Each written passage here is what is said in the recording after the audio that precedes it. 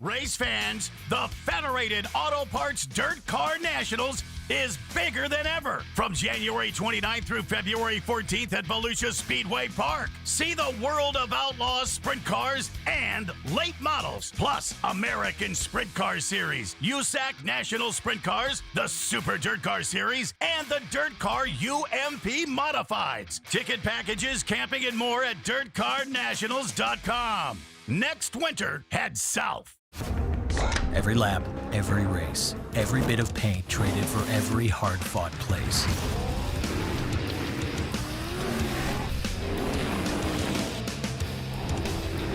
Every checkered flag and trophy raised. Every ounce of dirt, sweat, and gears. They're all jammed inside every can of NOS Energy.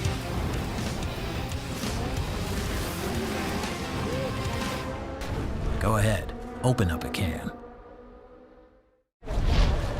If your answer to the summer heat is let it rain, we're looking for you. Join us at Toyota Racing.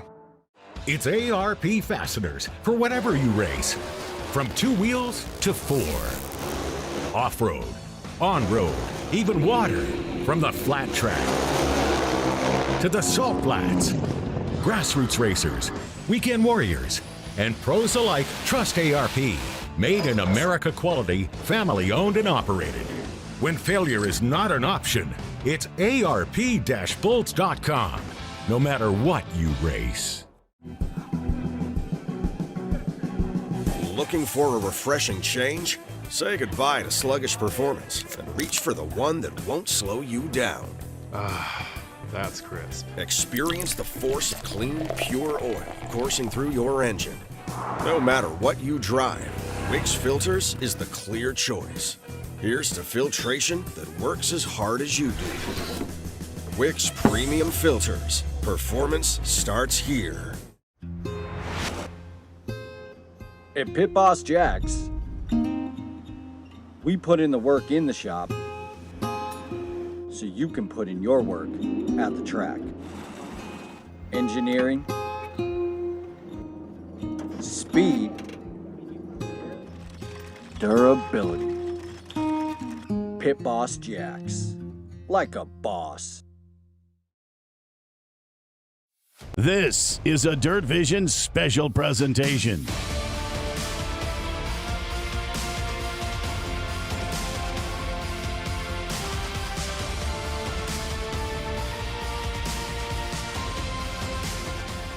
The best drivers, the best coverage. It's time to watch the greatest shows on dirt on Dirt Vision.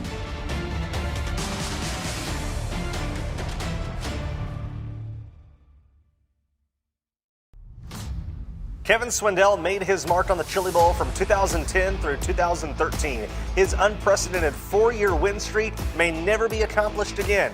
Even though the Bulldogs' driving days are done, his legacy lives on. First, it was 2 Chili Bowls with Logan Seavey. Now it's a 4-car super team that's put a 14-year-old on the podium. And last night went to victory lane with one of dirt racing's rising stars, Emerson Axom. A true credit to both Axom's talent and drive and the mind of Kevin Swindell.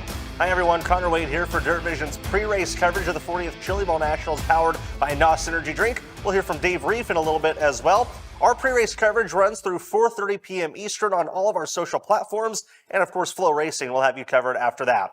We've got Thursday night action to preview, but first we need to recap Wednesday night. Let's jump right into last night's feature event. Kevin Thomas Jr. started the race on the pole with Emerson Axom flanking him on the front row. Axom did not get a great start, slipping back to 4th. We saw a fun battle in the early laps for the second spot between Axom, Jason Persley, and Colby Copeland. Matt Wood Racing had another fast car last night as Copeland was the first to be steady on the cushion, and he used that to not only slip away from Persley and Axom, but take the lead away from KTJ. Axom cited earlier in the night that he had a good enough race car to play the patience game, and he did just that. He slowly shook off the 14K and 86 to settle into second. Around halfway, he found the cushion himself and began to stop Colby Copeland, and when Copeland got tight on the cushion in turns 1 and 2, Emerson was ready to pounce. Bayston Persley got very strong at the end of the race, going from 4th up to 2nd with 6 laps to go, and started to give Axom a challenge. The two raced closely in traffic at the end, but didn't risk too much, with both of them being in lock-in spots. Axom gets back-to-back Wednesday night wins and wins in his debut with Kevin Swindell on the wrenches. Persley locks in again. Colby Copeland, Thomas Meserol, and Kevin Thomas Jr. round out the top 5. Nice to see Meserol running back up front at the Chili Bowl again. Our biggest takeaway from last night, Emerson and Bayston are zoned in on a golden driller. Honestly, I was excited for the opportunity. I saw how good Jet's car was last night, and I said it in a couple interviews that I couldn't sleep last night because I was excited. I felt like a kid on Christmas Eve where you can't sleep because you're ready to go, you're amped up. So yeah, I'm just excited. I'm happy for this team. I'm excited to be a part of what they're building, and I'm happy to be here and thankful. My car was really good all night, so I just patient, and some spots opened up. Like I went 4-1 in the qualifier, just biding my time, was able to go 6-1 in a qualifier. Some guys were racing really hard and opened up a couple lanes for me, and I was just able to go around them. And same thing in the feature, fell back to 4th, and I was kind of disappointed to be that deep in lap traffic because like I never got to feel what my race car really had. Like I ran down Colby with like the first 10 laps, and then like I got to lap traffic and I was literally just riding behind the guy in front of me for seemed like 15 laps, like at the slowest pace I've ever gone around here. So yeah, it was, I wish we could have got clear of lap traffic and I really could have let this thing eat for a couple laps, but I think Bayston and KT were racing really hard and I was able to just drive around on the bottom. This thing it's real nice to drive. It's really maneuverable, probably the most maneuverable car I've had in my life. So yeah, just happy to drive such a forgiving race car. It makes me look good out there when really it's all Kevin. Come Saturday, we got a hot lap session, and Kevin's got a couple more days to keep working on these race cars, so I'm sure they'll only get better, and hopefully we can get 2 more prelim wins on this team and go get a driller Saturday. 4 or 5 laps, I would say, of just not really doing a good job, and yeah, just I feel like I was stuck on KT's bumper. Like any decision he made, it was like me just like almost like following him, unfortunately. So yeah, go back on flow and look at it and stuff and see what I could do better. I think the car was really good in the beginning and then just got better as the race went on. So and once the driver catches up to the car, I think it'll be really good. Definitely once the later stages of that long green flag run, we got in lap traffic thick, and it was because they were just running top and bottom and they weren't making any mistakes, and Emerson tried to show his nose a couple times and they just honestly didn't bobble. So yeah, once the lap cars are running top and bottom, it's hard for the leader to do anything, and then once 2nd and 3rd gets there too, it's just who honestly doesn't get tight behind them. And for me, thankfully Colby got tied a couple times and was able to get by him, and then once I got to Emerson, there was just he made no mistakes and done a good job, and we just had to settle for 2nd tonight. For me, I just come here to win for sure, and I know that for your best possibility on Saturday, you need to win your prelim night. So you can always have that monster run in the pole shuffle like I did last year, but it's very unlikely sometimes that happens every single year. But hopefully that we have that same run with maybe just a little bit more fuel in the car this year, and we can maybe set on the pole this thing. Great stuff from those two. We are now down to the final 2 prelim nights of the 2026 Chili Bowl. Here's a look at some of the drivers looking to join Larson, Hahn, and Axom as winners. Spencer Bayston is a former prelim winner. Christopher Bell has already won the Race of Champions this week. Brady Bacon is looking to make his 20th prelim start. Kyle Cummins, the USAC champion, is tonight's Swindell entry. CJ Leary is looking to back up his teammates lock in for Alex Bowman Racing. Jacob Denny won a lot of races and 2 championships last season. Ashton Thorson also going tonight for KKM. He's a former Tulsa Shootout driller winner. Ryan Bernal was 2nd last season on Thursday, and Tanner Thorson has owned Thursday night 2 of the last 3 years. We'll talk to him later. And Chris Wyndham, the World of Outlaws sophomore, is attempting his 21st Chili Bowl. With the names in this field, Thursday night is certain to deliver. Christopher Bell has done everything but keep his love for Tulsa a secret over the years. Nothing makes the 3-time Chili Bowl champion happier than competing in the Tulsa Expo Center. This year, though, the Chili Bowl looks a little bit different for C-Bell. He's won drillers with his own micro team and now has challenged himself to build his own midget operation and win the Chili Bowl as an owner-driver. Last week, Christopher was gracious with his time to explain to us why he took on this new endeavor. So Christopher, going into Chili Bowl this year, you could have called Keith Coons or probably any car owner in the Expo Center, but you said, no, I want to build my own midget, not just my only midget, but 2 midgets. Why start a Christopher Bell Racing midget team?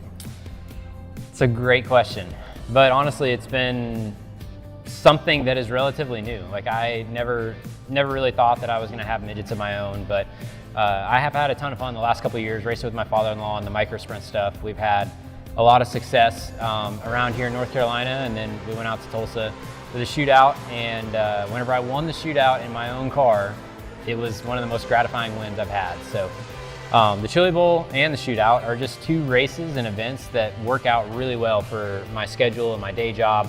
It gives me something to do through the off season. As soon as we're done in November in Phoenix, then I'm in here in the shop. I've been working on micros for the last couple of years, and this year we've turned it into midgets. I guess in the NASCAR world, you kind of show up and drive. Obviously, you communicate with the crew chief a little bit on what you want out of your race car, but whenever you have your own team, you get to work on the car quite a bit. Is that something you enjoy, being pretty hands-on?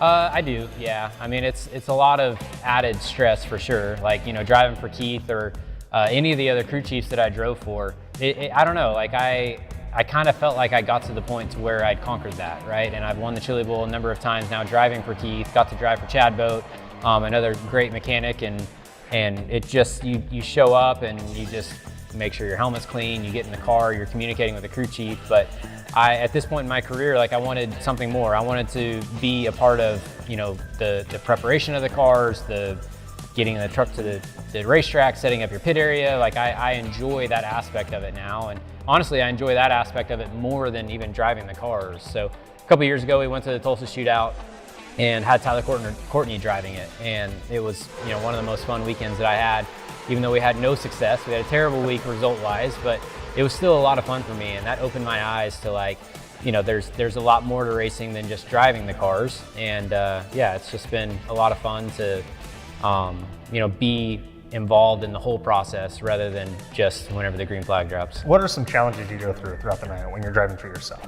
Whenever you're driving for yourself, well, it's everything falls on your shoulders, and you got to have a good team around you. And thankfully, I've got great people between my father-in-law, who's obviously a future Hall of Fame sprint car crew chief. He's been around the block a time or two. Got a great mechanic, Colt Smith. He's done a great job helping me prepare these cars, and it's just about, I don't know, it falls on your shoulders, and if you don't have the right air pressure, if you don't have the right rear wheel spacing, it's on you, it's not on someone else.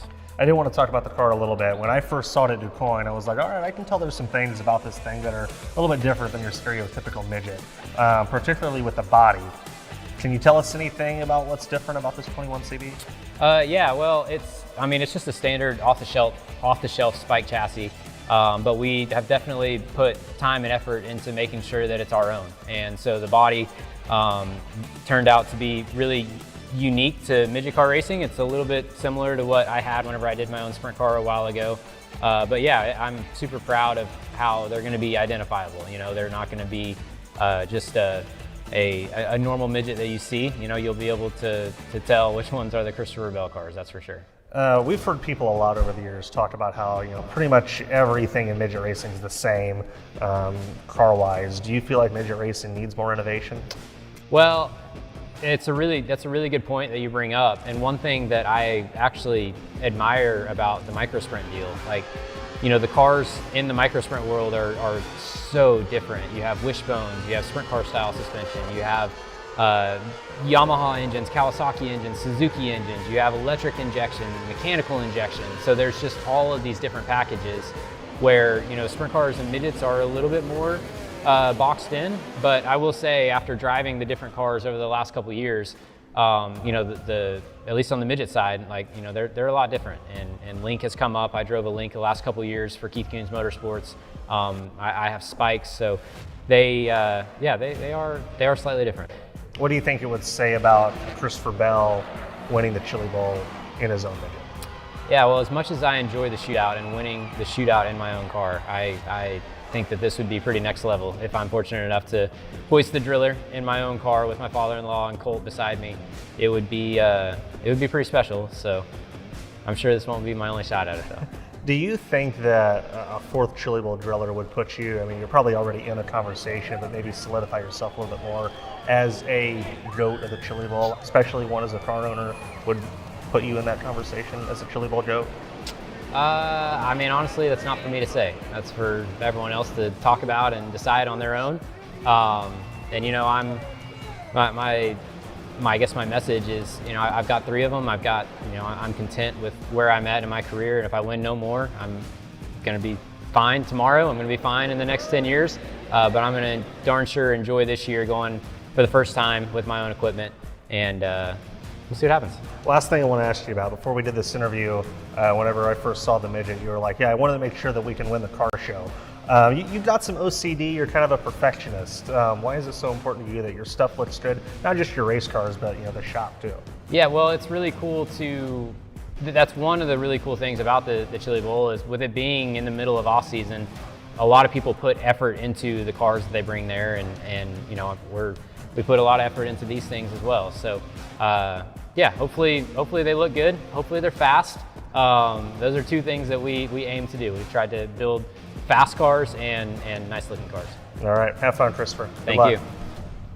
Both of Bell's cars have looked incredible so far this week. C-Bell might be ready to take over Tulsa yet again. Tonight he'll look for prelim win number 9 in his career. Stick around because on the other side of this parade, we're going to bring Dave Rieff into our next segment and start with the brain power Bell has in his corner with this new team.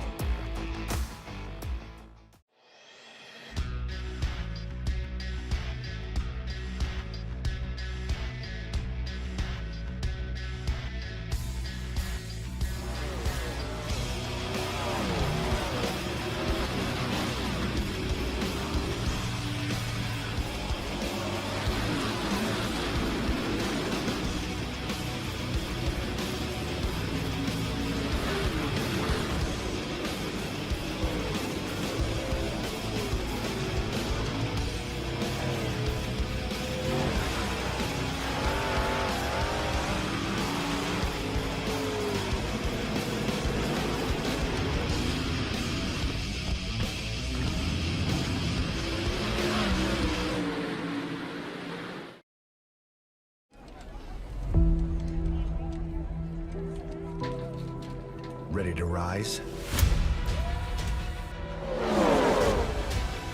To the challenge? Above obstacles. Yes! Above perceptions. Ruttiger, implement the pass on the top lane. Above it all. Let's go! If so, we're looking for you. Join us at Toyota Racing. Anything you can do, I can do better. I'm faster than you. Yeah, well, I'm gnarlier than you. I get more sideways. I'm louder. Much louder. I get wilder than you. You sure about that, bro? Harder. Slicker. Cooler. Tougher. Let's go. So what you got? Welcome back. We just told you about Christopher Bell's new midget program, and now let's dive a little bit deeper into it. Brian Kemenah is a winner of over 100 sprint car races as a crew chief and multiple All-Star Circuit of Champions titles, most of that success coming with his brother Chad. Kemenah is known as one of the best crew chiefs and smartest minds in any pit area he walks into. So how do a NASCAR driver like Christopher Bell and a future Hall of Fame crew chief get paired up? It's actually simpler than you might think. Christopher is married to Brian's daughter. Similar to Willie Kane yesterday, who we talked to, BK stays out of the spotlight, but there's little doubt that he's headed for Knoxville when his days turning the wrenches wind down. Earlier today, Brian took time for a conversation with Dave Rieff. You know, Connor, we got a couple of guys from the same generation whose paths have not crossed as often as I certainly would have liked to, because we've already been breaking this thing down, going back to the days when your daughter, now Christopher's wife, was 13. You were running around Knoxville, winning the Nationals with Tim Schaefer, putting Aaron Evernham in a car. I mean, those were the good old days. Those were definitely the good days, man. You know, I'll never forget that year when Ray and Aaron called and said, hey, let's put something together to run Knoxville. And I said, I think she can make the race. And by God, she made it. And that just happened to be a year that the stars lined up and me and Timmy won it. And I'll never forget, them two were probably the last two that left the truck and trailer that night, probably 4 or 5 o'clock in the morning. So them were definitely days I'll never forget. Now let's fast forward to the year 2026, which is impossible for people our age to think about anyway. And somehow Christopher Bell's involved. You're now co-owning. You're now doing all of these crazy things. Did you have any idea that your future would look like this? Well, first of all, I'm not co-owning. All this stuff is Christopher's. I sold all the race car stuff at the end of last year, so he owns it. But he hired Colt Smith, who does an incredible job and working on the cars. And then, I'm here for support, and I love to give my 2 cents, and we do it all together. It's a family thing, with Christopher, and then I say Colt, and then we actually got 5-0 and Reed from Ohio here. My Ohio guys has been with me for at least 15 years, so it's a lot of fun, and we're still enjoying it. And I'm blessed that Christopher and Morgan, I got the best son-in-law in the world. Very, very lucky. Best family. And now you get to work on midgets. Obviously, the family connection with sprint cars. What do you like about this particular side of the sport? Well, I was trying to figure out how I could put a wing on it so I'd feel more at home. There's a shootout. I did the shootout last year. We did the shootout for 2 years. But no, it's my first. Well, after we won the shootout last year, Christopher's like, I think we should try midgets. And I keep thinking, I think we should try sprint cars. But you never know, someday. But then me and Colt started building the midgets probably 6 months ago, and here we are. I want to say one name to you and just get your immediate reaction, and this is how we'll end this. You ready? Yep. Fred Linder. Fred Linder was a father figure to me. Fred Linder helped me be where I'm at today. He was in the critical part of my life from the time that I was 15 years or 14 years old till probably 20, and taught me how to service and work on cars and do things the right way. I was fortunate enough that we won 2 All-Star championships with him, and just a great person. Taught me so much, and not about just racing, about life. And I'm very thankful that Fred was a part of my life. Very thankful. Already a Race of Champions winner this weekend. Tonight they begin Christopher Bell's quest toward a 4th Chili Bowl Nationals win. So glad that Dave was able to catch up with Brian Kemenah earlier today. It's so cool to see the chemistry that Christopher and Brian have, and we certainly wish them the best of luck tonight. Now we're going to bring Dave Rieff in live. He's standing by in the SageNet Center right now with a guy that's not only an accomplished driver, but becoming a pretty important personality in this industry as well. Dave, introduce us to the guest that you're standing next to right now. Well, thank you very much, Connor. That's the ASCS Dominator. It's the record breaker out of Sunnyvale, Texas. It's, of course, Sam Hafertepe Jr. back on the north side of the Red River rivalry to take on another Chili Bowl. Yeah, off last year, back on this year. Usually I'm running my own car. This year we're with a bunch of friends from down where I'm from. Met them when I started racing years ago, and pretty cool to be able to drive their car and do something different and honestly more fun for me. Let's break down what happened in 2025 over on the ASCS side. You pushed the win total up to 88 now with another double-digit campaign. You got that 6th championship. You're the only guy that's done that in that series. This ASCS thing is really kind of got a vertical trend, doesn't it? Yeah, I mean, it's been good for me. With my family, build up to 3 kids and a wife, it's the best thing for us to run. It seems logical for me, and we can be home almost every week, and that's pretty important for me nowadays, with a family the size of ours now. So it's pretty hard to go race on the road with a wife and 3 kids. What's that process like? Because, you've been doing this a long time. Everybody at some point has aspirations of bigger, better, national touring, whatever it may be, national networks, for me, that kind of a thing. But you kind of realize there is a sweet spot, and you have found it. Yeah, for me, this is where I do my best, to be honest. And not to say I still don't want to race with the Outlaws, and I still don't want to race on the national scene like that. I do, but I know what's best for us and best for my family, and honestly, we've just stuck with what we're good at, and we race 410s when we can. So as an announcer, it's my job to try to not say what race car drivers do, having never driven a race car. You can stand on the other side sometimes and be, look at what an announcer might say. But now You are that announcer. Have you learned a little bit of a different side of what it is we do on this side and how difficult and challenging it can be at times? Well, definitely not near as professional as y'all have to be, but I like y'all. I'll get that one worked in too. Yeah, we have our own deal, and it's pretty cool. I don't ever get put on the spot as much as I do when I talk to you guys, but it's pretty cool the deal we have with TDP. Started the podcast, last year, and it's grown so big already, and honestly, the following that we have is pretty cool to see, and how many people actually listen in, and sounds like they actually like to hear what we have to say sometimes. So it's pretty cool, and it's just 3 or 4 guys having a lot of fun. You ever find yourself having to think about how to present an opinion appropriately? No, that's what we have producers for and edits for. We probably wait a minute. That's not live. we have a lot of good people that do a lot of good editing to make our show sound as good as it is, and without that, it probably wouldn't be as good. Do you enjoy doing that? Yeah, some of them are a drag, I won't lie, but some of our episodes are a drag for different guys depending on what we're talking about. But for the most part, once we get talking with our buddies, it starts to be pretty fun when we get about an hour in and hear all the crazy stories that Dom has to tell. As the ASCS champ, you ever get some time off, you should come join us maybe at the studio in Charlotte. It'd be kind of fun. I'd love to, but you'd have to talk to my wife about that. Oh, so I'll have to talk to my boss. Absolutely. So you tipped your hand a little bit about what's going on here this weekend, battling out with friends and family. What are your expectations for the Chili Bowl? This group, their main goal, if we could get in the Saturday A, would be awesome. We're realistic about the approach. First year with these guys, kind of green to the situation.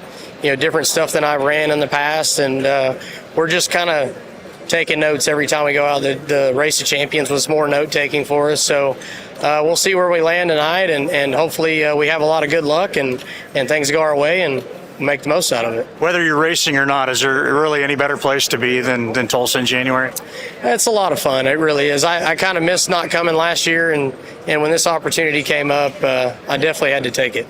So let's start to preview now the 2026 ASCS calendar. You're going to be back chasing another title. You're 40 behind Gary Wright for overall wins and being the most winningest ever, which might sound impossible, but at the rate he's picking off double-digit wins, do you think you have longevity to be able to chase that long-term?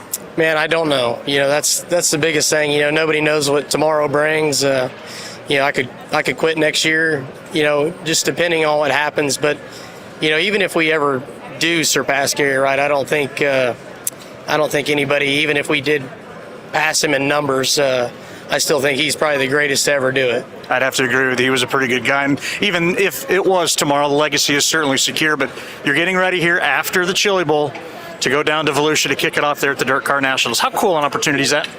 Man, I always get excited to go down to Volusia, and you build all your new stuff for the new year, and you want to see kind of if your few ideas that you changed and the improvements that you made really do happen to be better for your program. And every year we go down there, it's fun to get down there and race 6-7 nights and see where we're at. It kind of stacks us up. We got to run with the Outlaws the last 4 nights of our trip down there. So I think it just gets us more speed to start the year and gets us off on the right foot, even if we don't have a good showing down there. It's got to make the off season though even more challenging because it now becomes even more truncated and short with the holidays, with Chili Bowl, and with everything that you got going on. Thinking long term for the 360. Yeah, we're the last series running. We're November 14th, 15th, we're done, and January 29th we're starting back up. So we don't have as long to turn around as the 410 guys do, but. We get it done, and we don't have to build quite as much stuff as they do, so it still works out all right. Back in the day in the Midwest here, when you'd go back to school, you'd always go back the week of Labor Day. Go to school for a couple of days, get a 3-day weekend, get that Monday off, go to school for 4 days. You ramp yourself into it slowly. It's kind of like what we're doing with Volusia, 3 days, then a little time off, and then out for 2 consecutive weekends in Arizona, little time off. It'll eventually get going in May, but how cool to go to Casa Grande in Arizona.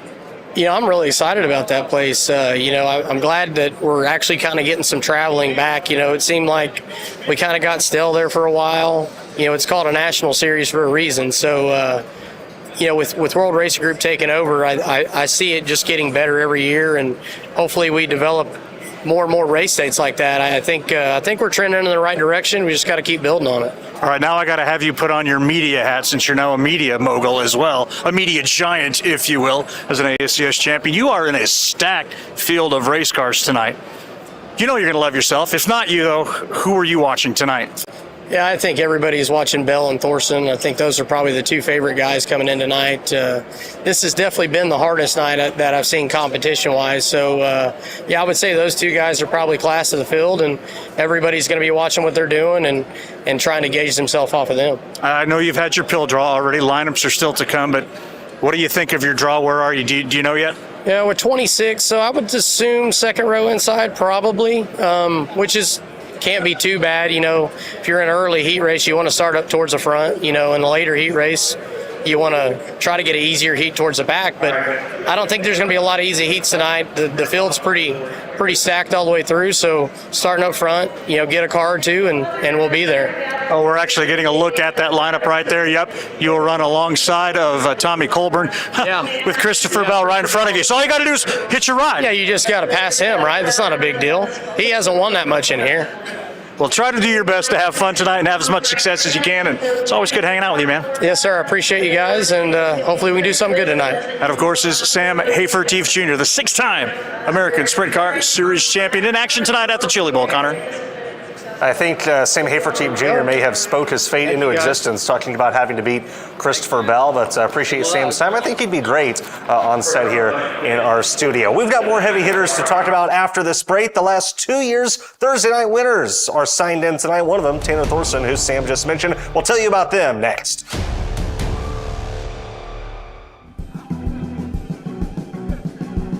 Looking for a refreshing change? Say goodbye to sluggish performance and reach for the one that won't slow you down. That's crisp. Experience the force of clean, pure oil coursing through your engine. No matter what you drive, Wix Filters is the clear choice. Here's to filtration that works as hard as you do. Wix Premium Filters. Performance starts here. There's a moment behind the wheel of what I've built, where power overrides gravity, and I hit that zero moment. Zero doubts, zero fear, zero competition. No rule or mold I can't break. And limits, absolutely zero. And there's enough zero sugar to get me there. I think it's a very big deal that we have AMCUS, providing us with the AMCUS cutting tools throughout our series and World Racing Group. It's good that we're able to get a product in that's reliable and it does the job. If for some reason we had to cut a car apart or get access to a driver or a patient, we know that this tool here is definitely the one that we're going to work the best, get us in there quickly.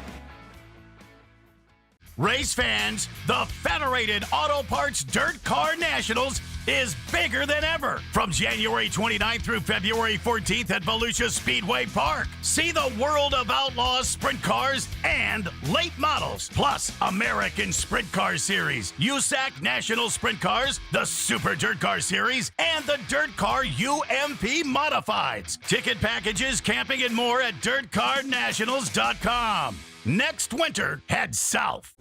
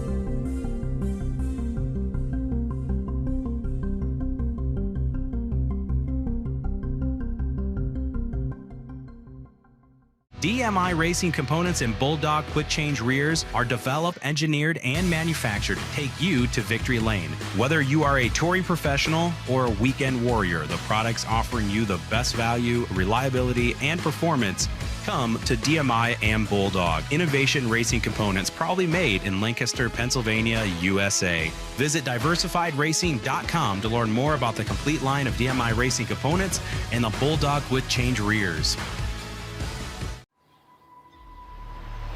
If this is your idea of ladylike,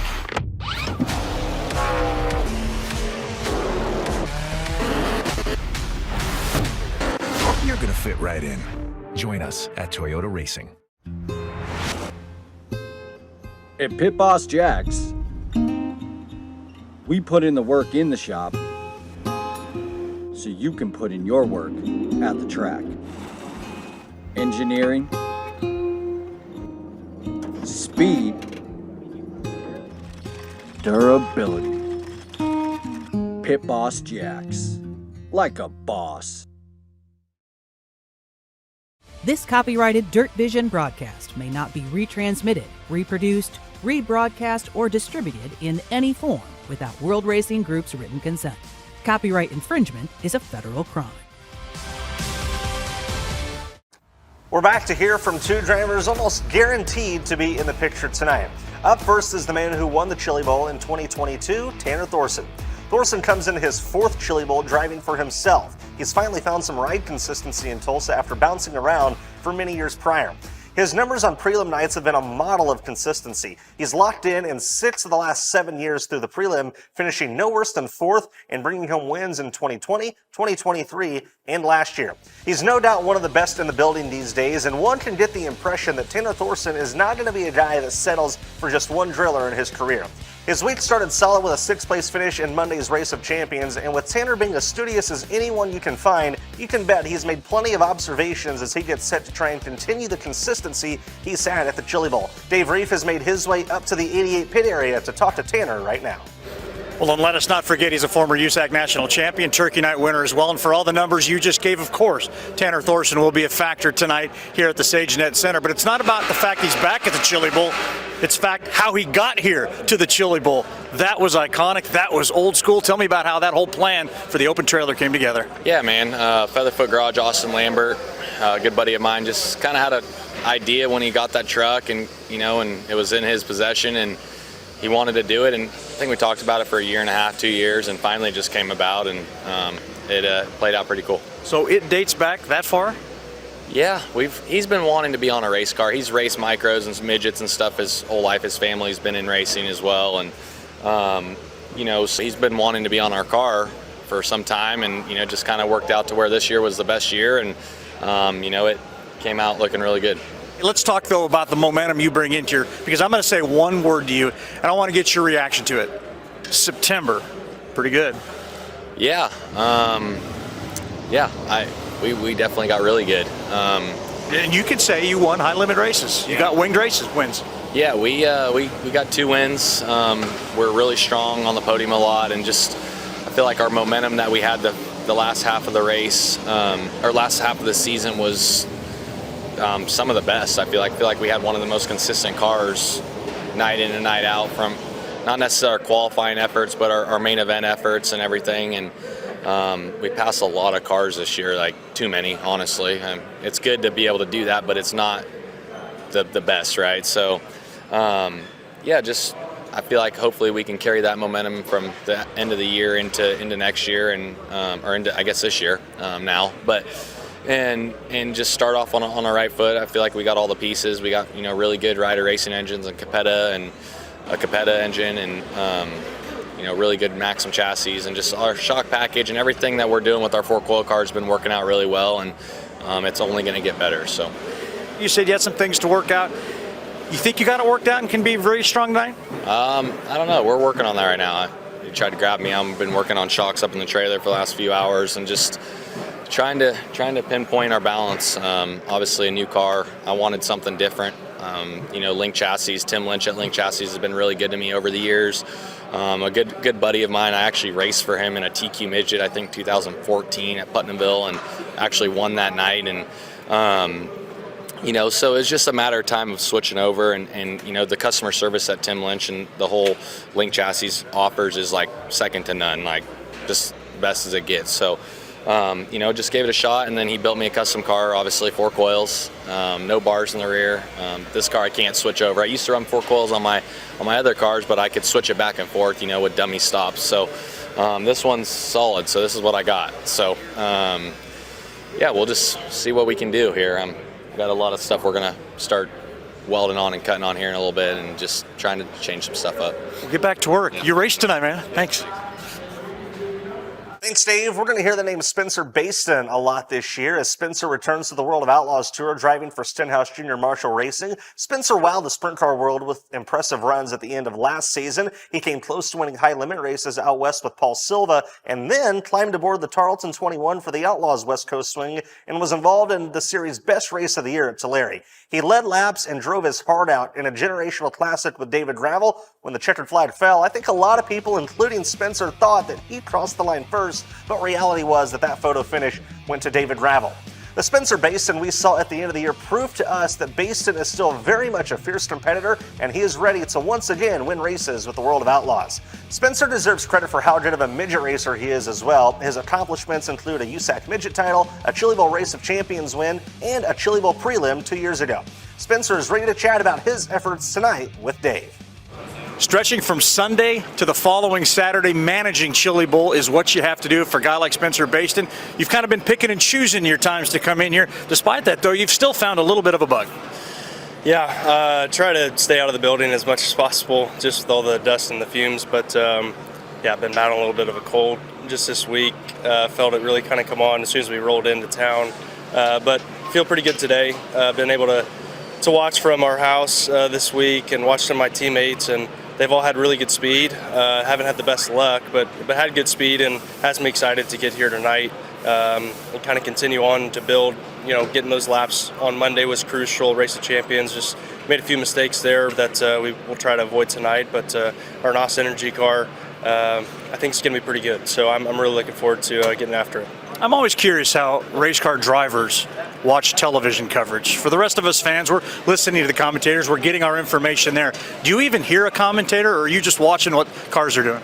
Oh, we watch the same things that everyone watches and listens to the broadcasters and the production and all that stuff. But obviously, as drivers, I think we're watching guys on track do certain things that work well and some don't work as well, or what cars are handling good on certain parts of the racetrack. And predominantly me watching my teammates. We run not identical packages, but fairly similar. Our cars are built fairly similar. So just trying to understand, how they looked, what changes they made, and how can we apply what they learned to my car tonight, and Ronnie's car tomorrow, and for the rest of us on Saturday. So definitely important to watch. Watching a lot of video this week and just try to take as much in as you can to be as prepared as possible. So you've obviously seen what's gone on to this racetrack since Monday. Forecast what you think is going to happen tonight and how you're preparing.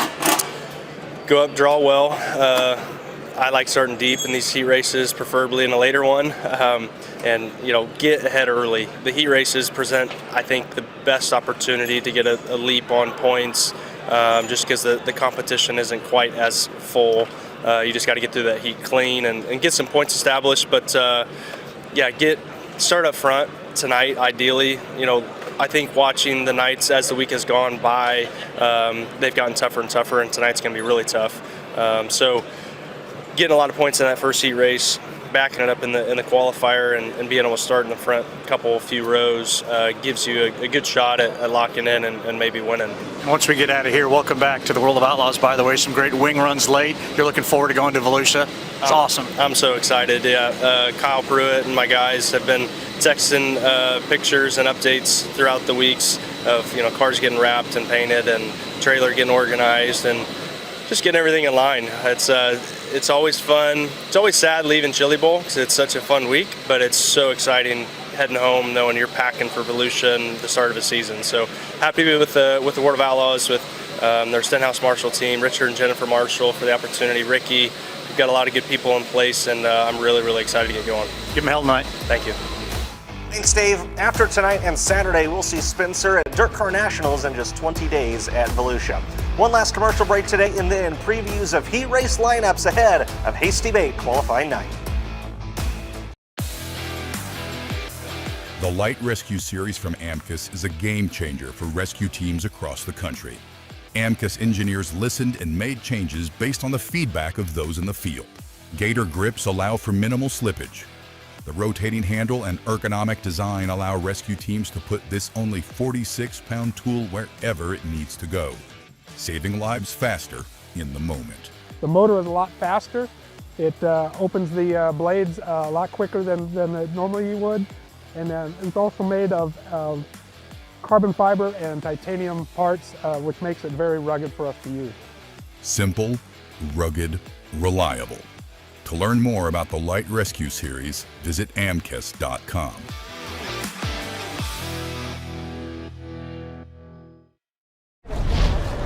If your answer to the summer heat is let it rain, we're looking for you. Join us at Toyota Racing.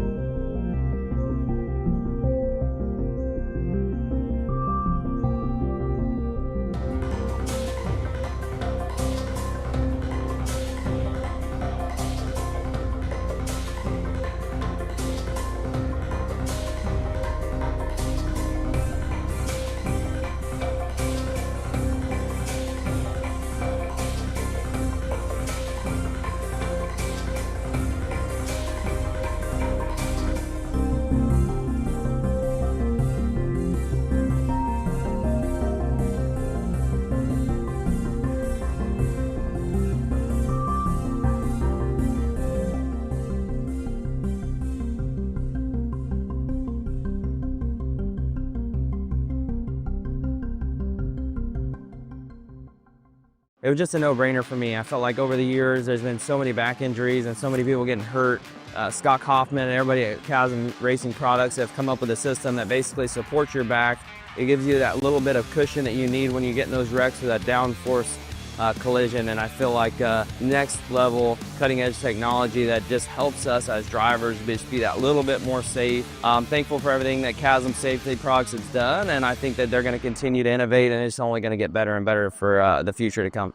Race fans, the Federated Auto Parts Dirt Car Nationals is bigger than ever. From January 29th through February 14th at Volusia Speedway Park. See the world of outlaws, sprint cars, and late models. Plus, American Sprint Car Series, USAC National Sprint Cars, the Super Dirt Car Series, and the Dirt Car UMP Modifieds. Ticket packages, camping, and more at DirtCarNationals.com. Next winter, head south. Every lap, every race, every bit of paint traded for every hard-fought place.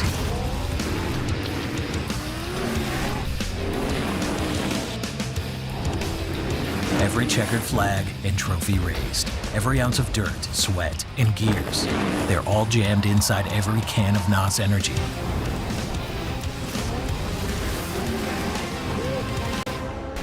Go ahead, open up a can. Some races you watch. Some races you experience. June 17th through the 20th, the Huset's High Bank Nationals raises the stakes with $300,000 on the line, making it the highest-paying sprint car race in the country. The Huset's High Bank Nationals. Where will you be when history is made? 82 cars slated to go for Hasty Bait qualifying night here in the 40th annual Chili Bowl Nationals powered by NOS Energy Drink. 9 heat races have been lined up. We're going to go through those here in our final block of our Dirt Vision pre-race coverage today. Let's go back to the SageNet Center. Dave Rieff has made himself comfortable. Dave, where in the hell are you? Well, there's a reason for this, because you always got to remember who's your buddy, who's your pals. How about the people you work with? Remember when Dirt Vision, our people, posted me yesterday talking about staying out of the middle aisle when I was standing in the middle aisle? Well, therefore, I've been banned from the floor. I've actually found a nice sofa up here above all of the trailers at the SageNet Center. It's the best place for me, to be honest. Thank you guys for posting that. Thank you for posting that. This is wonderful. You look great. A couple of things I want to talk about first before we get into these heat race lineups. You watched last night very closely, as did I. I was kind of smiling earlier than I when Emerson Axom teased maybe, just maybe, he's close to deciding that he's going to go full-time with the Outlaws next season. Obviously, we would both love to see that. And one of the reasons I'd love to see it is because I think Emerson right now just has a confidence to him that I've never seen before. You know, Emerson's always had so much raw talent, but at the same time, he's always been, kind of, at times, I think a little bit too laid back, a little bit too chill, and just very, very calm. He seems really in tune, really mentally sharp, and just kind of in touch with what he and Kevin Swindell are doing. And I think if Emerson Axom can carry this confidence and this attitude that he has with him this week, not only in a Saturday night he could win the Driller, but with him going forward, he could win even more races than he already does. One of my favorite Kid Rock songs is called Cocky, and there's a verse in there.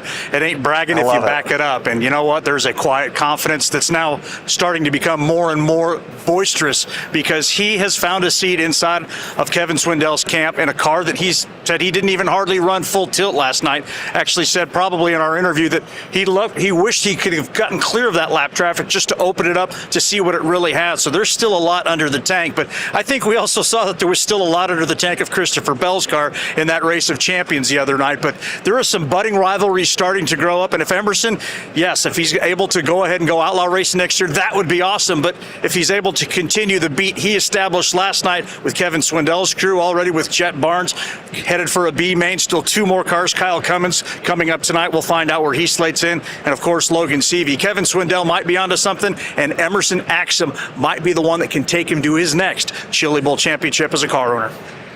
I would very much agree. I'm excited to see what Emerson has in store for Saturday nights. I really liked everything I'm seeing out of that 39A camp. Dave, I want to take a quick minute to go ahead and start going through lineups for our 9 heat races tonight. Again, 82 cars signed into the pit area. Passing and finishing points, the name of the game. Let's start with heat race number 1. Frank Flood is on the pole of it. A lot of speed at DuQuoin. Last month, I really like what the 81F is capable of. Row number 3, Chris Windham in the 89. Matt Sherrill in the 2D. Former Power West champ, Oklahoma name. He's got potential to move forward, so keep an eye on your 6th and 8th place starters. On to heat race number 2, Brady Bacon has not made the Chili Bowl finale the last 3 years. He wants to get back in the show on Saturday. That effort would start with a good prelim run. Joel Myers Jr., the Trophy Cup champion, right behind him.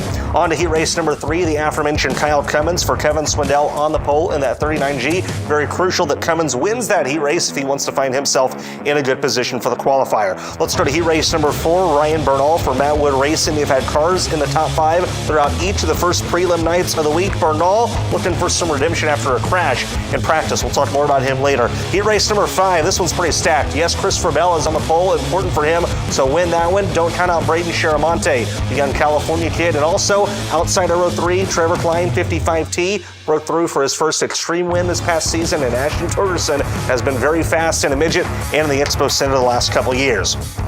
Let's look at heat race number 6. Spencer Bayston, who we heard from earlier in the show, is going to start 3rd in that NOS Energy Drink 1S. I'm also looking at Carter Sarf driving for Chase Briscoe on the outside of row number 3. Sarf has been fast at the Chili Bowl in recent memory as well.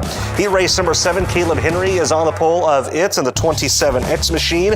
Henry, the All-Star Circuit of Champions titleist for 2025. Heat race number 8, you're going to find Sam Henderson in that one, a Huset's name.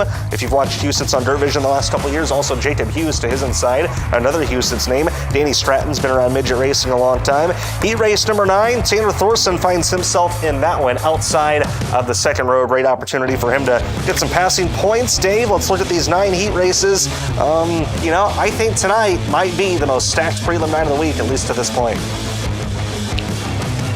That seems to be the consensus among everybody inside of the SageNet Center here. Now that we've seen the draw actually happen and have a look at these heat race lineups, yeah, there's some guys that we already mentioned, the Christopher Bells, the Frank Floods that are starting up front that won't have that opportunity to get passing points.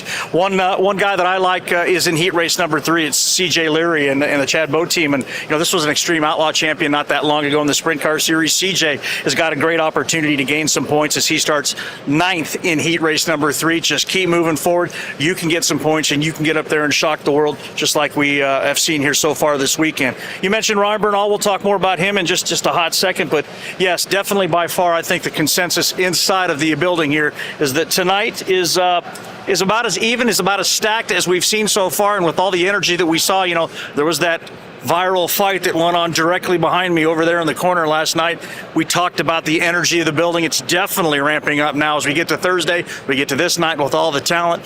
And as far as, the after hours activities goes, there's so many people talking about what's going to go on tonight. We don't have enough show to get into that. Trust me. Yeah, I can only imagine, just knowing some of the stuff that's happened at the Chili Bowl the last couple of years. A lot of people nowadays, they talk about Thursday night as the Thorson versus Bell show. In 2022, Bell beat Thorson on the prelim night, but Thorson beat Bell on Saturday night and won the Chili Bowl. And then you think back to last year, Thorson and Bell battling early on in that race. Thorson really strong, gets the prelim win. Of course, neither one of them went on to win Saturday. Let's take this week into consideration. Monday, Bell versus Thorson in the Race of Champions. Thorson wasn't really a factor.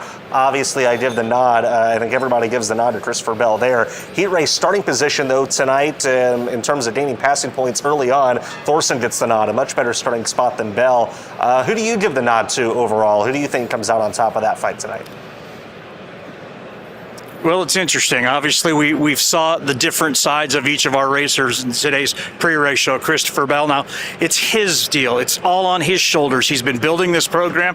We saw what it meant for him to win that Race of Champions on Monday. He definitely wants nothing more to get that 4th Chili Bowl driller, especially this year would be really, really good. But there's a lot on his shoulders. How well can he handle the pressure? Well, he certainly gets it dealt up on the NASCAR level, so I think he's going to be okay. But again, with that front row starting spot, he's going to have a little pressure on him getting through the heat race, which shouldn't be a problem, but then getting into one of the qualifying racers. And then, of course, there's the other driver we were talking about, brand new father, Tanner Thorson, that, he's just really focused, especially after the virtual Race of Champions. The Race of Champions, rather. That's where, there was a little skirmish with Sammy. It didn't go his way. That was a viral war of words where Sammy invited Tanner to step outside and discuss this thing before Sammy had his problems last night. But who do you give the edge to? I think you'd be silly. I mean, if you're a betting guy, you take the easy pick. It's Christopher Bell. But this is the Chili Bowl. There are no easy picks. So I kind of like the dark horse tonight, Tanner Thorson, who seems to be sort of motivated. And so I look for him to have a very good night, especially with the opportunity to make some heat or some waves early in heat racing action. Both of those guys really just seem to, for some reason, be very at home in the Expo Center. That's something that you like to see out of a race car driver. Let's talk about Ryan Bernal. You touched on him earlier. Obviously, his week did not start off great. A crash in practice, and it's kind of like, oh man, is Bernal going to be as serious of a contender as he was last year, this year? But the thing that stood out to me and what kind of made me a believer again was Golubic testing that car in the Race of Champions on Monday. He said, okay, I'm going to run this car in the ROC just to shake it down after we've repaired it. And that thing was a rocket ship. He was the only one that was even remotely close to Christopher Bell. And that made me say, okay, Bernal, that may have just been a fluke. And maybe Bernal is going to be even faster than he was last season. It certainly is possible. And we, of course, documented the fact that He got his bell rung pretty good, didn't feel well, was surprised that he wasn't as sore as he actually thought he would be the day after. Did spend some time. I did talk to him. He said the hyperbaric chamber was intense, a really, really unique situation.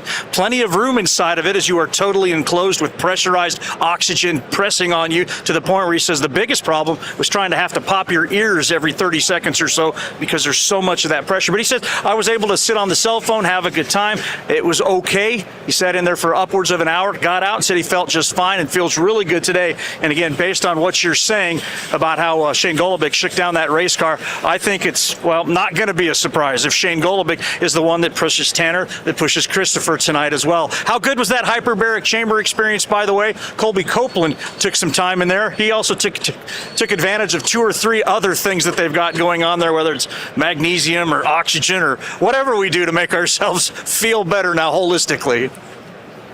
Hey, you never know what race car drivers are going to find these days to get better behind the wheel of the race car. Being in a good physical shape is as important as ever, and especially at the Chili Bowl. So I want a final word from you before we sign off here for our Thursday show. Just tell me your final thoughts, either a prediction, something crazy you're going to see, or maybe something specific you're looking for here on Hasty Bake Night.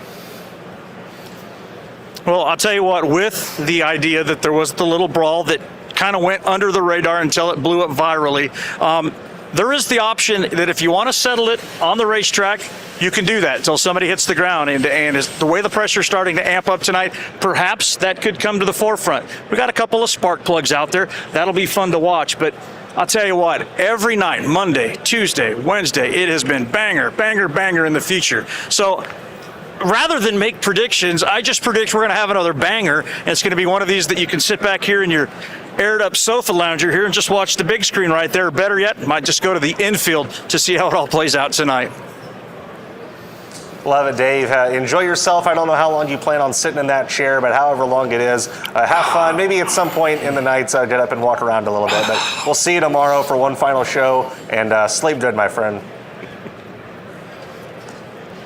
All right, that is going to wrap up our pre-race coverage here for Thursday night. Only one more preliminary night remains after tonight, so one more show on Dirt Vision for you this week. From Dave Rieff and Connor Wade, we'll see you back here again tomorrow. As for now, top of the hour hot laps for Night 4 of the Chili Bowl live on Flow Racing. Enjoy. This has been a presentation of Dirt Vision, a World Racing Group property. For information about upcoming broadcasts, follow us on social media, including Facebook, X, Instagram, YouTube, and TikTok. You can also watch more than 2,500 classic races and shows anytime at dirtvision.com or the Dirt Vision app.